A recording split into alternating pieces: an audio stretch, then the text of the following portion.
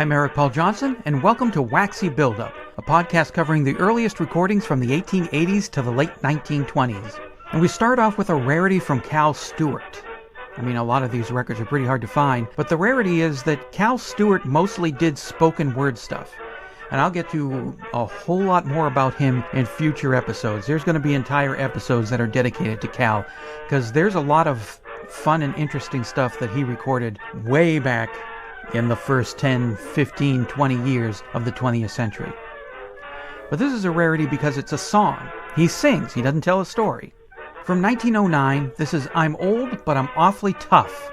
Subtitle, Laughing Song. So you boys and gals, what your uncle sing for you, do you? Well, now, where's that bandy boy? Oh, here you be. Now, Frankie, you just play on the melodeon there, and your uncle will sing for you.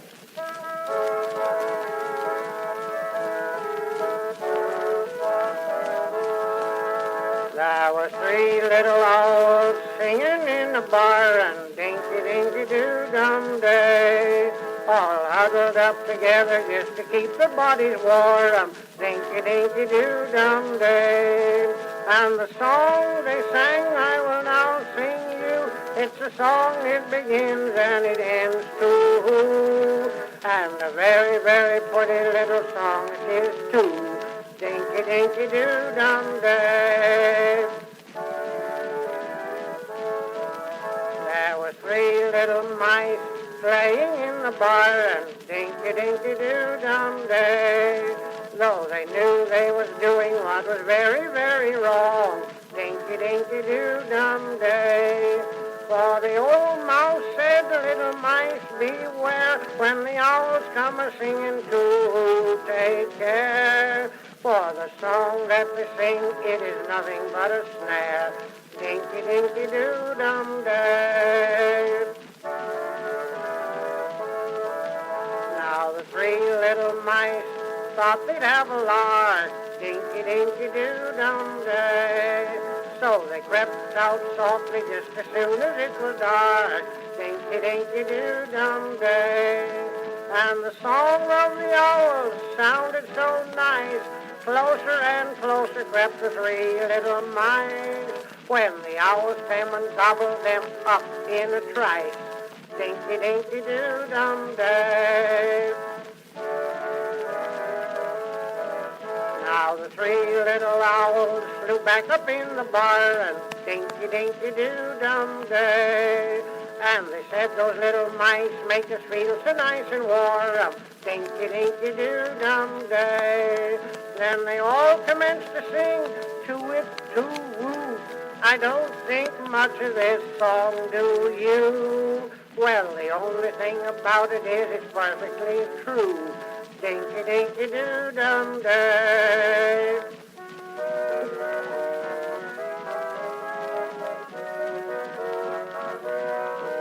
I'm a jolly old fellow from way back in New England, where apples and peaches and pumpkins do grow, where the gals, they are handsome, the boys, they are likewise the same. I would have you to know. I came to your city, your sights for to see, the town and the great public square. I came for to ride in your electric streetcars and to wink at your pretty girls there. For I'm old, but I'm awfully tough. Oh, but I'm awfully tough. And the girls will you say, Uncle Josh, away. You're old, but you're awfully tough.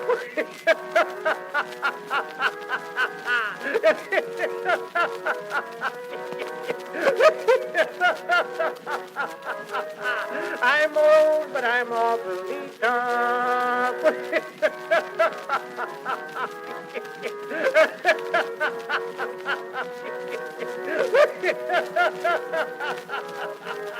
I'm old, but I'm awfully tough. Up next, we got Clarice Vance. She lived a long life. She was born before records were invented by Edison and died while the Beatles were still making their way up by playing in Germany.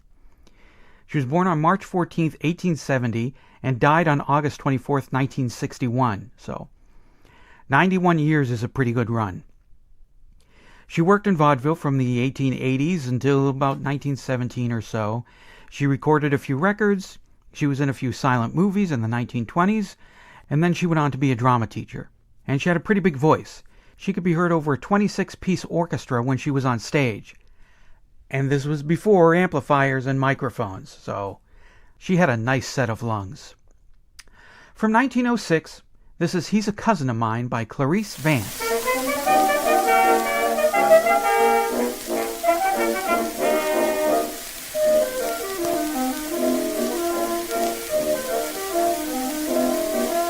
There's scandal in the neighborhood, and it's all about Julie Brown. It seems her long-lost cousin Jeremiah had lately arrived in town. When Julie's steady fellow came to call that Sunday at her home, he found the pair a-sitting there just a-spooning in the glow.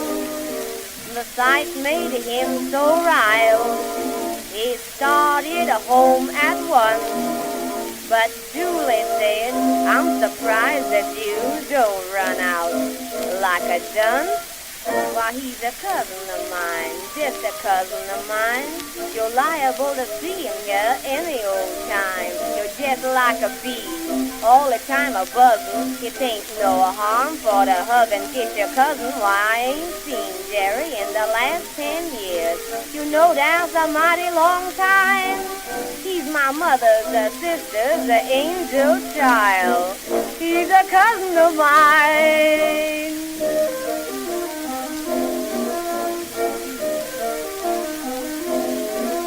When she'd explained the relationship, he said, well, it may be so, but he don't look like that 32nd cousin that I met here a week ago.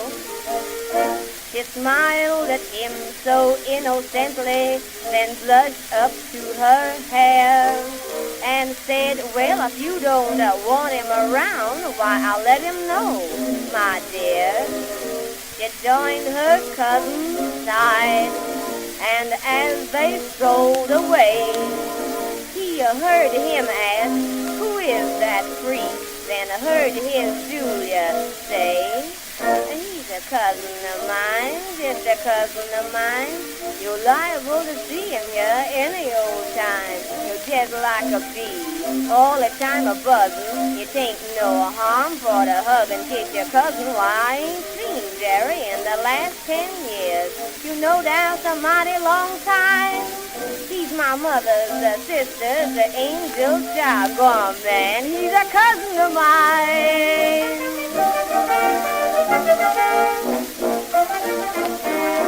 Now here we have a bit of musical and sketch comedy from Byron G. Harlan and Frank C. Stanley. They both recorded a lot of songs separately and quite a few together. Now Byron lived from 1861 to 1936, which was 75 years, which is not a bad run considering the time period. Frank didn't do so well. He was born on December 29, 1868, and died December 12, 1910. He was only 41. He died from pleurisy, which is a lung issue that you really don't want to have, especially if you live in 1910, because you're probably not going to see 1911. But from 1902, this is Closing Time at a Country Store. This spent 1 week on the charts, and it got to number 5 on December 13th, 1902. Closing Time at a Country Grocery by Harlan and Stanley, Edison Record. Good evening, Ezra. Good evening, Squire. Just setting up shop, Ezra? Yes. Can you give me gal inside there? Yes, I know her, eh? What you got in the corner there, Ezra? Why, that's organ I took from young Jim Haskins. He owed me $47.19, and he gave me that here organ. They call it Square. And I reckon I got a bargain, but I can't play it, can you? Well, I reckon my father always used to have melodeon. I played that. Well, sit down and give us some music while I play this here jug.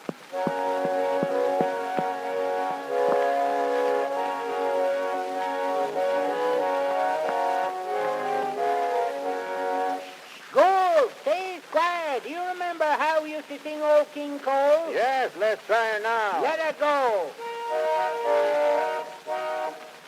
King Cole was a merry old soul, and a merry old soul was he. By God, he called for his pipe, and he called for his bowl, and he called for his fiddler three. And every fiddler had a fine fiddle, and every fiddler had a fine fiddle. And a very fine fiddle had he, and a very fine fiddle had he. For old King Cole was a merry old soul, and a merry old soul was he. He called for his pipe, and he called for his bowl, and he called for his fiddler three. By God. Hey, Squire, you remember old Rollins's boy, the one they called Hank? Yes. He went New York, you know. Yes. Well, he's in jail. No. Yes. What for? Stealing. No. Yes. I want to know. I tell you, them is all five fast petrol wagons in New York City. Run by this air electricity, eh? You know what, is? All I know is they put Rollins's boy in one and took him to far in 15 minutes. It'll take him a year to get back. No. Yes. I always told old Rollins he was making a mistake sending Hank to the city, but he allowed us for education. What did he learn down the city? I guess he learned to be bad, but he went to learn to be a civilized engineer. Well, I do declare. Well, as if you got that air jug ready, I'll go on and let you set up shop. Here it is. Good evening, Squire. Good night, Ezra. Up next, we got Dan W. Quinn, who Thomas Edison said was the man with the perfect voice. Considering the technology at the time, yeah, he would have the perfect voice. There were no mixing boards, no microphones, no, let's move this here, let's add this here, let's auto-tune that because our performer can't actually sing. So at the time, music on a wax cylinder did not sound all that great in the 1890s, and neither did singing. But Quinn worked with Edison to help work out those problems so that singing on a cylinder won't sound quite as bad, at least sound better. And back in those days, there was no, you record it to a master disc or even a master tape or even a master sound file, and then put it over to a machine, and the machine just presses out copies after copies after copies after copies. No, back then, you had to record the same song over and over again. He sang Molly and I and the Baby more than 1,000 times in 2 weeks because there were no pressing plants. Record it straight from the studio to the disc, put it in the sleeve, send it out to record stores. He was born 1859, 1860, right around there, and he died on November 7th, 1938, when he was 79 years old. Again, from 1902, this is Daniel W. Quinn with the song Pat Malone Forgot That He Was Dead. Pat Malone Forgot That He Was Dead, sung by Mr. Dan W. Quinn, Edison Records.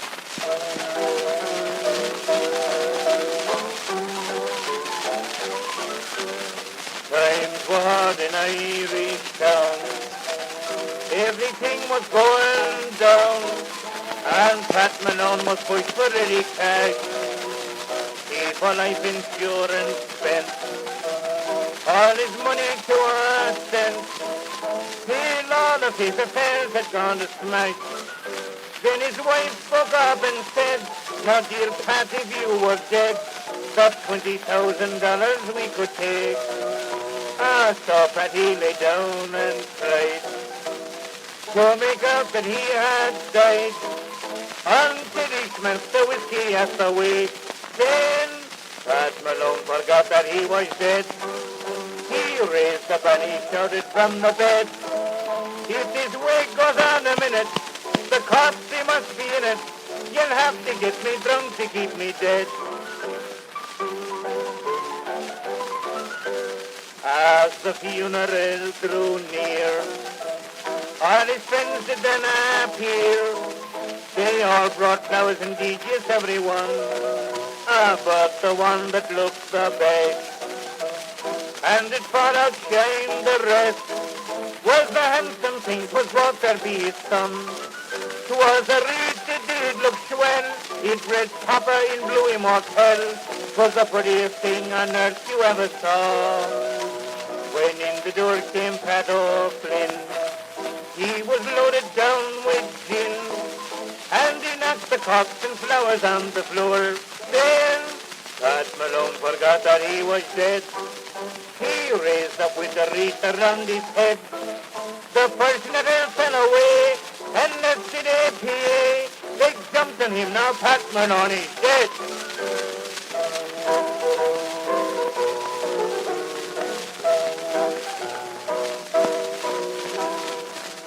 If you'll stand by for just a moment, we'd like to tell you about a special treat. And now it's time for the Century Smash Hits segment of the show. These are the songs that entered the pop chart 100 years ago this week, January 10th, 1925. And first up is The Pal That I Loved Stole the Gal That I Loved by Louis James. It spent 2 weeks on the chart and got to number 8.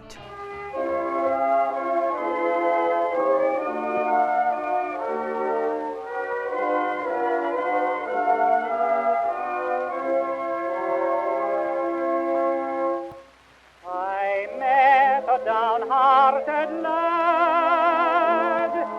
He had a tear in his eye. I wondered why he was so sad. Then he whispered to me with a sigh,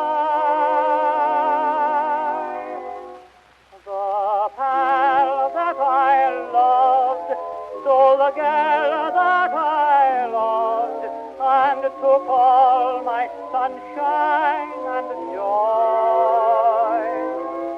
Nobody but he was a buddy to me, since we played on the floor with our toys. I just can't believe my old pal would deceive. Gee, but I'm heartsick and sore. The pal that I loved stole the gal that I loved. That's why we're not pals anymore.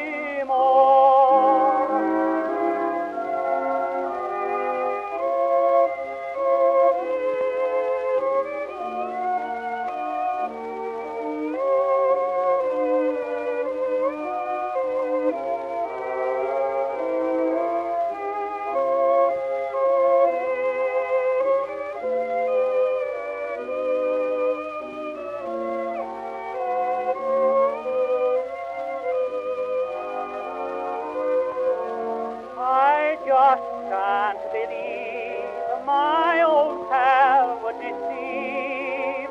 Gee, but I'm heartsick and sore.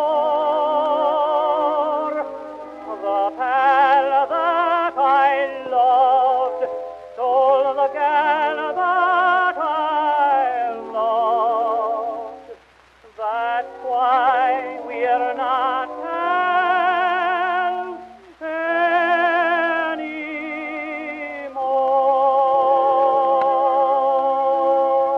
The next song did the same. Tell Me, Dreamy Eyes by Isham Jones and his orchestra also spent 2 weeks on the chart and also got to number 8.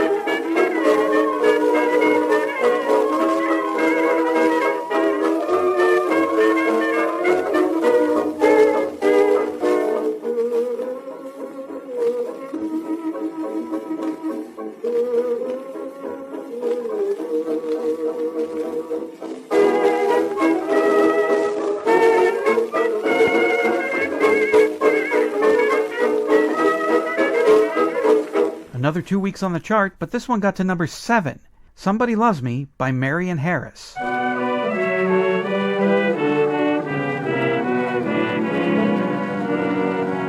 When this world began, it was heaven's plan. There should be a girl for every single man. To my great regret, someone has upset heaven's pretty program, for we've never met. I'm clutching at straws just because I may meet him yet. Somebody loves me. I wonder who he can be. Somebody loves me. I wish I knew. Who can he be? Worries me. For every boy who passes me, I shall say, maybe you were meant to be my loving baby. Somebody loves me. I wonder who. Maybe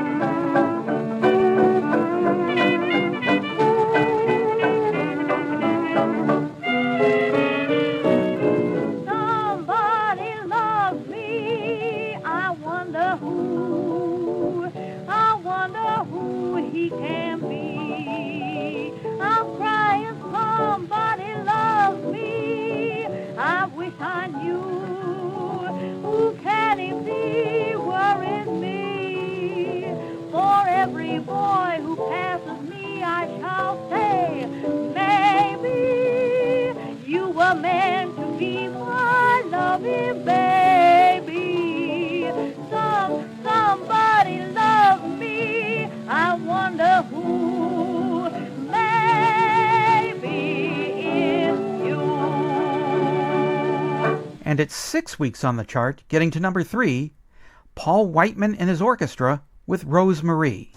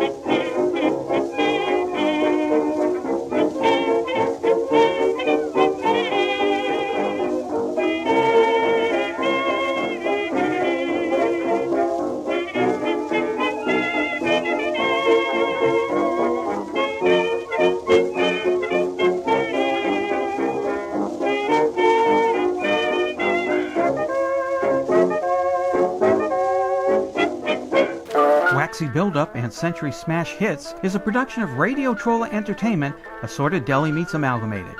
If you've got a comment, song request, or suggestion for show topic, leave a voicemail at 623-850-3375 or email it to eloftmpodcast@gmail.com.